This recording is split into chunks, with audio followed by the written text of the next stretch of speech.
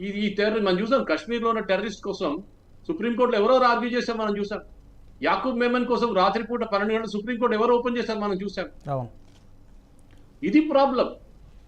This is the problem that ఒక community ఓట్ల కోసం మీరు మన పినరాయి విజయన్ చెప్పారు, జై హింద్ అంట ఒక ముస్లిం ఎవరో చెప్పారంట ఫస్ట్ కాయిన్ చేస్తుంటాం.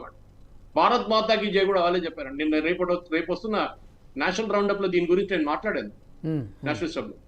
ఇది మెయిన్ దట్ ఒక కమ్యూనిటీని అపీజ్ చేయడానికి మీరు ఏమైనా చేస్తారు, ఏ ఎక్స్టెంట్ కైనా వెళ్తారు. ఇది ప్రాబ్లం. ఆ వాళ్ళ 10 ఓట్ల కోసం మీరు దేశాన్ని అమ్మేసుకుంటారు. ఎట్లాంటి వాళ్ళు ఈ కాంగ్రెస్ వాళ్ళు, సమాజ్వాదీ పార్టీ, ఈ బహుజన్ సమాజ్ పార్టీ వాళ్ళు.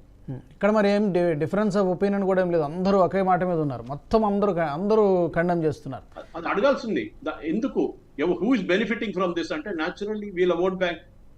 వాళ్ళ ముగ్గురు కలిసి ఏడిస్తే మాకేదో 10 ఓట్లు వస్తాయని చూస్తున్నారు అంతే. దేశం సంగతి ఏమవుతుంది? ఆ దేశం సంగతి పక్కన పెట్టా, మాకు 10 ఓట్లు వస్తున్నాయి కదా అంటారు. అది ఓకే. ప్రసాద్ గారు, ఈ ఇంపాక్ట్ డెఫినెట్గా ఇప్పుడు మొత్తం దేశం మొత్తం